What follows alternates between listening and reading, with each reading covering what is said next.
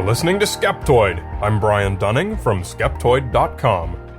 The Mystery of Puma Punku. Today, we're going to climb high into the Andes and take a look at an ancient structure that has been cloaked with as much pop culture mystery as just about any other on Earth. Puma Punku, a stone structure that's part of the larger Tiwanaku. Puma Punku, which translates to the doorway of the Puma, is best known for its massive stones and for the extraordinary precision of their cutting and placement. It's one of those places where you've heard, probably many times, that the stones are so closely fitted that a knife blade cannot be inserted between them. Due to these features, Puma Punku is often cited as evidence that the Earth was visited by aliens, Atlanteans, or some other mythical people who are presumably far better at stonemasonry than humans. Tiwanaku is in Bolivia, up in the Titicaca Basin, about 10 kilometers away from the Great Lake Titicaca. The Titicaca Basin is high, 3,800 meters. That's about 12,500 feet above sea level. Half is in Peru and half is in Bolivia, and right on the border sits Lake Titicaca. It's in a vast region of the Andes Mountains called the Altiplano, or High Plain, the largest such plain outside of the Himalayas. The Tiwanaku culture predated the Inca, and their history is known largely from archaeology since they had no written language that we know of. The earliest evidence of habitation dates from around 400 BC, but it wasn't until about 500 AD that the Tiwanaku culture truly developed. At its peak, 400,000 people lived in and around the Tiwanaku site, centering around Puma Punku and other important structures. Trade and farming flourished.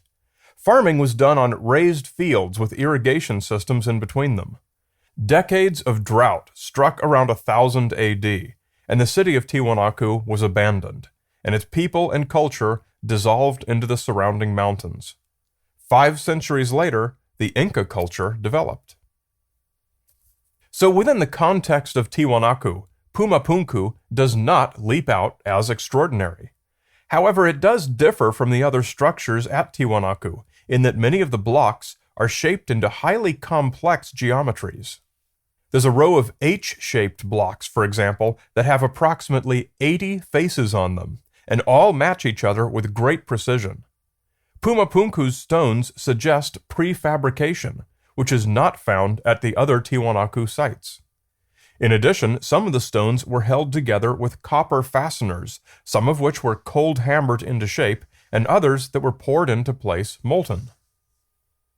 Due to the complexity and regularity of many of Puma Punku's stone forms, a number of authors have suggested that they're not stones at all, but rather concrete that was cast into forms. We don't have any record that such technology was known to pre-Incan cultures, but that doesn't prove it wasn't. What can be proven, and proven quite easily, is that there is no concrete at Puma Punku or anywhere else in Tiwanaku.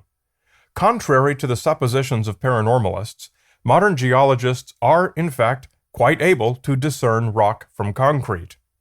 Petrographic and chemical analyses are relatively trivial to carry out, and even allowed us to determine exactly where the rocks were quarried. Puma Punku's large blocks are a common red sandstone that was quarried about 10 kilometers away. Many of the smaller stones, including the most ornamental and some of the facing stones, are of igneous andesite and came from a quarry on the shore of Lake Titicaca, about 90 kilometers away. These smaller stones may have been brought across the lake by reed boat and then dragged overland the remaining 10 kilometers. Much is often made of the vast size and weight of the Puma Punku stones, with paranormal websites routinely listing them as up to 440 tons. Puma Punku does indeed contain the largest single stone found at any of the Tiwanaku sites, and it's part of its Plataforma Litica, or stone platform.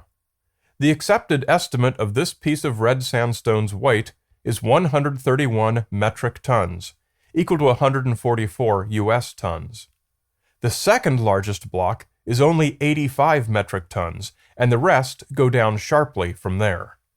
The vast majority of the building material at Puma Punku consists of relatively small and easily handled stones, although many of the most famous are megalithic. The absurd numbers, like 440 tons, come from much earlier estimates and have long since been corrected.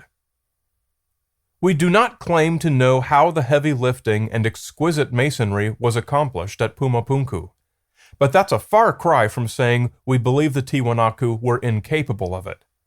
We simply don't have a record of what tools and techniques they used.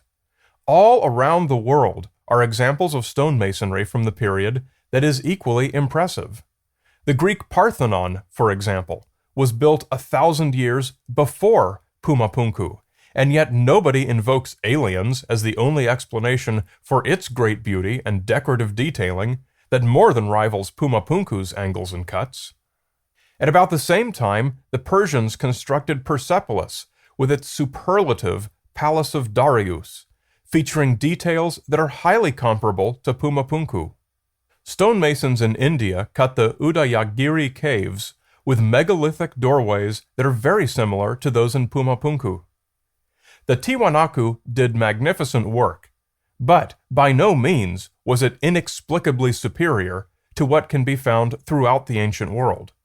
It is unnecessary to invoke aliens to explain the structures. Curiously, if you do an internet search for Puma Punku, you'll find it almost universally, and quite casually, referred to as a port. At least this is what it's called on the paranormal web pages, which make up the overwhelming bulk of Puma Punku information on the internet. In fact, it's not a port, and it never was a port. To anyone doing even the most basic research or visiting the area, it's a fairly bizarre assertion, considering that Puma Punku was in the middle of a vast farming nation of 400,000 people. Nor are Tiwanaku's structures in locations where they could serve as a port. Puma Punku is just one of several stepped platform constructions that have been excavated at Tiwanaku. The others include Akapana, Akapana East, Kalasasaya, Putuni, and the semi-subterranean temple. If you look at them from above, they're simply squarish enclosures scattered about the area. If you imagine water filling the region, let's pretend just high enough to cover the ground but not the enclosures themselves, then each of these, quote, ports would be an island unto itself, amid a sea of knee-deep water too shallow to be navigable. That is, except for the semi-subterranean temple, which being recessed into the ground would have been underwater. But even that imaginary scenarios presumes that the lake could ever reach Tiwanaku. It can't. The Altiplano is a vast sloping plain, and the point at which Lake Titicaca spills off the edge into its sole outlet, the Rio Desaguadero, is about 30 meters below the elevation of Tiwanaku. Has this always been the case? At least since the last ice age, yes. Because the sediment at the lake's bottom has been accumulating for some 25,000 years, it's one of the best places to get data about the Earth's climate history, and so it's been extensively studied.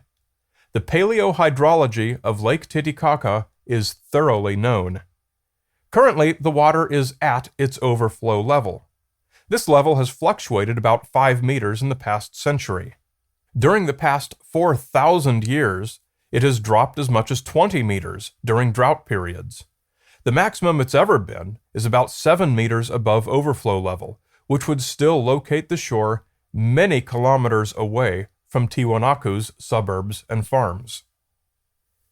Most of these same paranormal sources that refer to Puma Punku as a port also state that the ancient shoreline is still visible along the surrounding hills, albeit tilted at a strange angle. Ancient lake levels are often visible in such a way. They're quite prominent throughout Death Valley, where I often visit, for example. But it makes no sense for Lake Titicaca.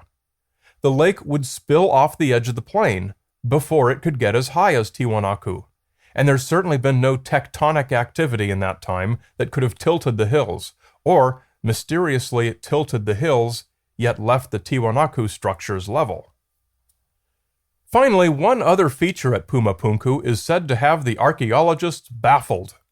carved figures said to represent an elephant relative called a Cuvironeus, and a hoofed mammal called a Toxodon. These both went extinct in the region around 15,000 years ago, and so some paranormalists have dated Puma Punku to 15,000 years, apparently based on this alone. When you hear that an elephant is carved there, it certainly does give you pause, because an elephant is hard to mistake. However, when you take a look at a picture of what's claimed to be the elephant, this becomes less surprising. Tiwanaku art was highly stylized, much like what we're accustomed to seeing from the Mayans or the Aztecs. It's actually the heads of two crested Andean condors facing each other neck to neck, and their necks and crests constitute what some have compared to the tusks and ears of an elephant's face. The image of the Toxodon is known only from rough sketches of a sculpture discovered in 1934, and so it's a drawing of indirect evidence of an artist's interpretation of an unknown subject. It looks to me like a generic quadruped: pig, dog, rat, Toxodon, name it. So once again, we have an accomplishment by ancient craftsmen whom some paranormalists have attempted to discredit by attributing their work to aliens. This is not only irrational, it's a non sequitur conclusion to draw from the observations. Most people don't know how to intricately cut stones because those are skills we haven't needed for a long time. We've had easier ways to make better structures for a long time. But this argument from ignorance, that just because we don't know how to do it, nobody else could have figured it out either, is an insufficient explanation. Simply say you don't know, instead of invoking aliens. This is not only the truth, it actually represents the findings of science so far, and perhaps most importantly, it leaves the credit for this wonderful contribution to humanity where it belongs, with the Tiwanaku themselves.